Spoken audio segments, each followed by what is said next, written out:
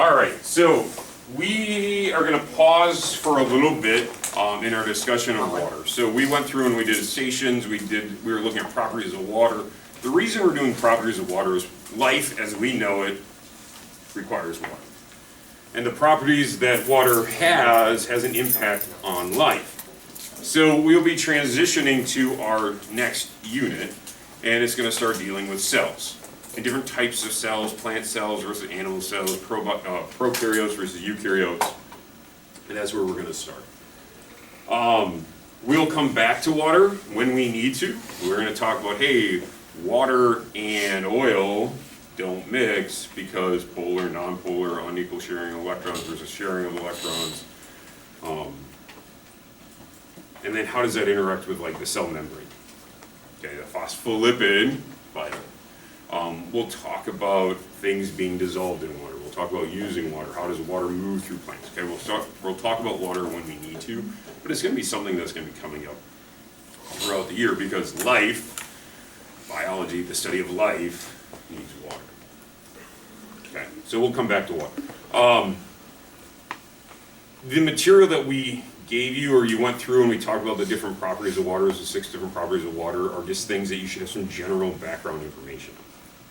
General background information. We don't expect you to be experts on water. We don't expect you to memorize all 6 properties of water and know everything about it, just so you have a general idea of background of water. So when we're talking about this, we can be somewhat educated and have a, kind of a common talking. Well, and you deal with water every day in your life, you know, I mean, it's not a bad thing. In fact, I would argue that it's a really good thing to be able to put why is the water beating up and running down the shower door, or the paper towel, put it on a drop and the water spreads through, to be able to put terminology and define what's happening and understand why. I think it kind of makes life a little bit fuller, rather than just, I have no idea why that happens, but it does. Magic! I had a shirt on yesterday, it was a Neil deGrasse quote, but I think there's some other t-shirts I was looking at, is science is like magic, but it's real, or something like that. So it's the idea of like, hey, weird stuff happens, but with science, we should, or we try to explain the how and the what is going on. So instead of just like, whoa, how did you pick that card? It's the explanation of how that card actually.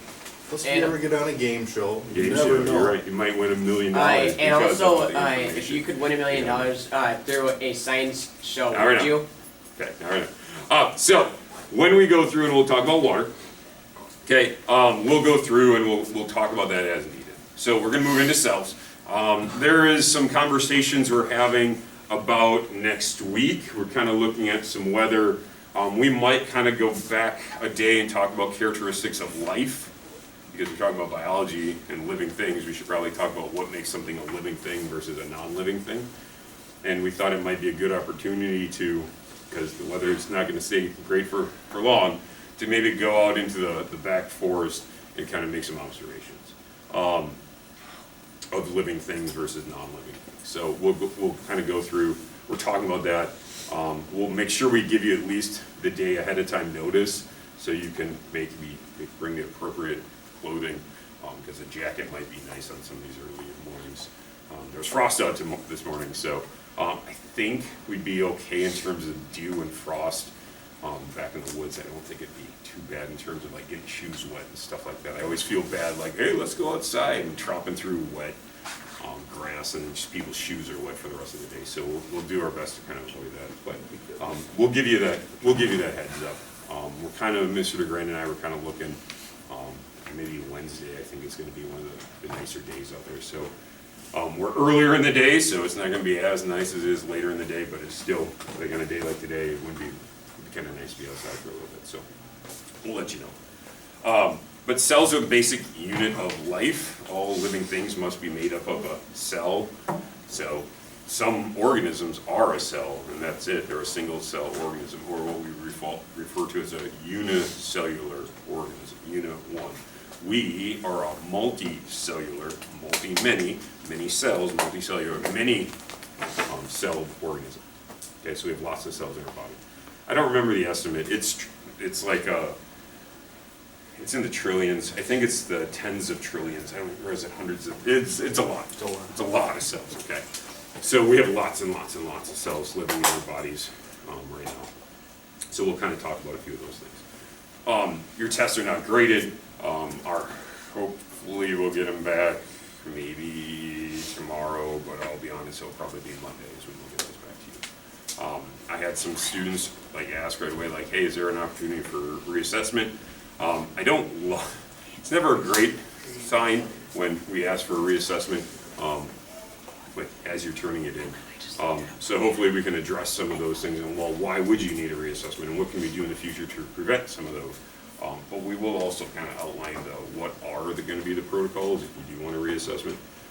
And just and I'll put this out there right now, one of the things that would have to be done is every single assignment from that unit has to be completed and submitted in Canvas. That's going to be, if you didn't do all of your homework, then we aren't going to give you the opportunity. And there's going to be some time frames as well in terms of how long we are going to kind of push this in. Okay? But we'll address all of that probably on Monday. Okay? So today we're going to start with an activity. It's a POGIL activity. POGIL, we talked about POGIL. It doesn't actually say POGIL on it. In a little bottom left-hand corner, it talks about a POGIL. It's a brand. It's a program. And there's pictures and there's images, and you're supposed to do some compare and contrast of the images. There's some sections that say, hey, read this. You should make sure you read that information. So it's a good one.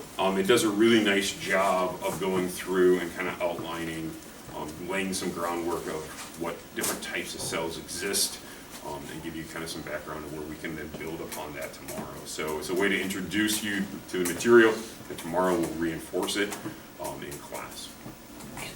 Okay, so that's our task for the day. We're going to work through this. There are 4 pages. I think it's 4, right? Okay, I was going to say, I think Mr. DeGrand didn't copy pages 5 and 6. So again, I think this might be the same issue in Canvas. I'll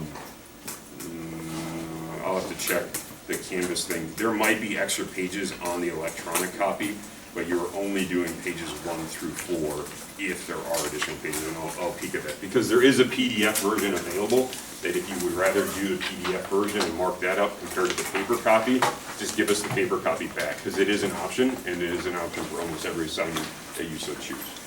Okay? So, you'll have some time to work on this. If you have questions, please ask.